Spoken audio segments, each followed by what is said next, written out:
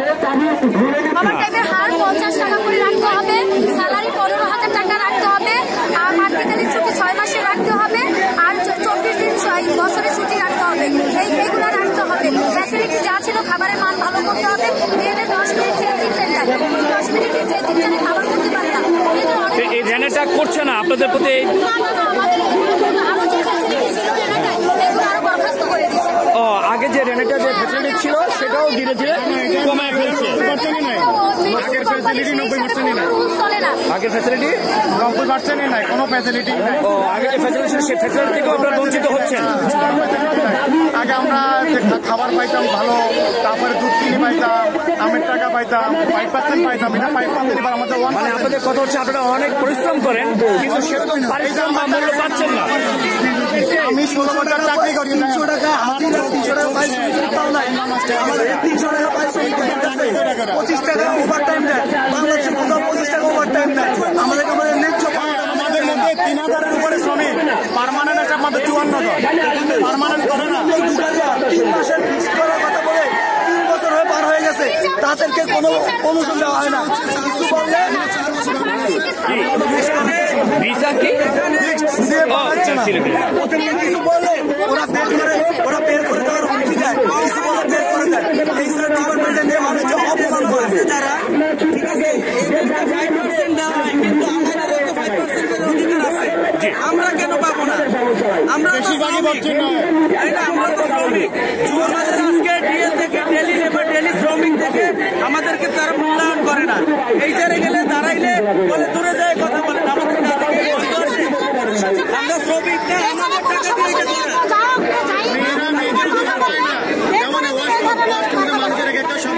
মেয়েদেরকে 10 মিনিটের বেশি থাকলে ডাইকাই না, বকা দেয়, অপমান করে। মেয়েরা তাদের অধিকার পায় না।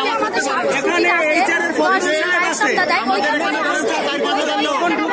একটা মসজিদ বলছে 3 লোক মুসলমান, মসজিদটা নামাজ পড়তে পারি না আমরা। সে বলছে, ফখরুল সাহেব বলছে 3 মাসে ফিক্স করবে। আজকে 3.5 বছর আমি এখানে ডিএল খাটতেছি, কিন্তু আমার অধিকার আমি পাই না এখন পর্যন্ত। কখনো এসে বলেনি, কখনো এসে বলেনি যে কিসের আন্দোলনটা, কিসের এটা?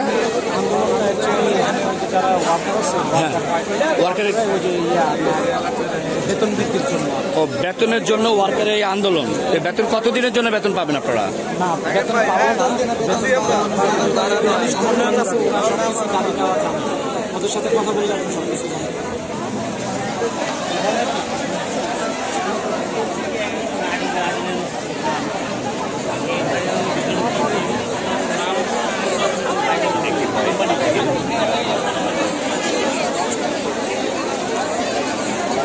আচ্ছা আপা, আপনার যে রেনেটা যে সমস্যা হচ্ছে বা এত লোক ভিড় করছেন কি কারণে?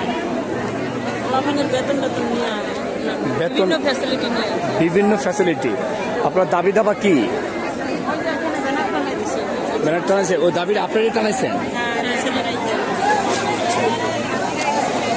এক্সকিউজ মি ম্যাডাম, প্লিজ একটু যাই, আমি দাবিটা একটু ইয়ে করি। হ্যাঁ, হ্যালো আপা, একটু দেখি, এক্সকিউজ। হ্যাঁ, আমি একটু দাবিটা একটু দেখি প্লিজ।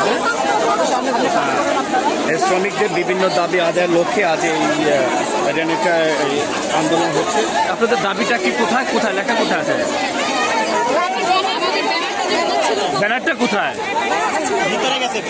ও ব্যানার ভিতরে নিয়ে গেছে। আচ্ছা, কি কি দাবি আপনি একটু বলেন না, মানে কি কেন আজকে আপনারা এই আন্দোলন করছেন বা কি কারণে এই জড়ো হয়েছেন সেটা একটু জানতে চাচ্ছিলাম। বেতন অনেক কম দেওয়া হয়, তারপর আমাদেরকে অনেক বেশি পরিমাণ কাজ করি, সেই তুলনায় আমাদের ন্যায্য দাবি দেওয়া হয় না। আবার সরকার থেকে যে ঈদের ছুটিগুলো আছে সেখানে আমাদের টাকা দেওয়া হয় না, সেগুলো আমাদের প্রাপ্য ছুটি। আবার আমরা দেখা যায় 3 বছর 4 বছর হয়ে যায়, তারপর আমাদের ফিক্স বেতন করা হয় না, সেই কম বেতনে দৈনিক হাজিরাটা দেওয়া হয়, আর শ্রম ঘন্টা অনেক বেশি। এই দাবিটা আপনার কতদিন ধরে আবদার করছেন এই কোম্পানিতে? অনেকদিন ধরে চলতেছে এরকম, কিন্তু অবশেষে না পেরে আজকে আন্দোলনটা শুরু করেছেন। অনেকদিন ধরে আমরা শোষিত হচ্ছি, তারপরে আমরা সহ্য করতে না পেরে আমরা এখন দাবি জানাচ্ছি। 12-13 বছর আমরা চাকরি করতেছি, আমাদের বেতন 11। আপনাদের কটা দাবি মানে সাবমিট করেছেন? আমাদের এখন পর্যন্ত 13টা দাবি আছে। এই 13টা দাবি যদি মেনে নেয় তাহলে আমরা খুশি হব। আপনারা আর কিছু করবেন না? 13টা দাবি আপনাদের আদায় করা দরকার, কিন্তু 13 দাবি যে করেছেন সেটা কোনো ব্যানার বা কোনো কিছু করেছেন? লিখিত কোনো কাগজপত্র দিয়েছেন?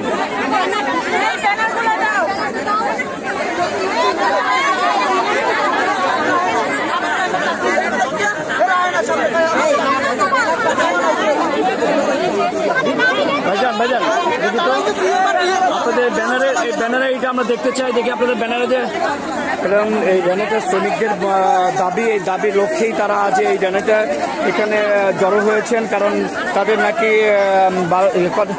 8টা দাবি দেখা যাচ্ছে এখানে। নাইট বিল বাড়াতে হবে, মানুষ মানসম্মত খাবার দিতে হবে, শুক্রবার বাধ্যতামূলক অফিস বন্ধ করতে হবে, গর্ভবতী মহিলাদের জন্য 6 মাস অবসর দিতে হবে। এই দাবির আদায়ের লক্ষ্যে তারা আজ এই জেনারেটর এখানে দাঁড়িয়ে করেছে। আর প্রথম কোম্পানির সবার বেতন করাতে হবে, আমাদের সর্বনিম্ন বেতন ধরতে হবে 8,000 টাকা, আমাদের ওভারটাইম হার বাড়াতে হবে সর্বনিম্ন 50 টাকা ঘন্টা। এই দাবির লক্ষ্যেই আজ দুর্নীতিমুক্ত কোম্পানি চাই। এই দাবির লক্ষ্যে জেনারেটর সবাই হয়েছে। আপনাদের এই দাবিটা কতদিন যাবত হতে পারে? অনেকদিন হয়ে গেছে, কিন্তু দাবিটা ও আচ্ছা, তাহলে আপনাদের এই দাবিটাই হচ্ছে দাবি মেনে গেলে এখন সমস্যা নাই, তাহলে তাদের 8 দফা দাবি। আমরা শান্তিপূর্ণ আন্দোলন করছি, আমাদের দাবি মেনে নিলে আমরা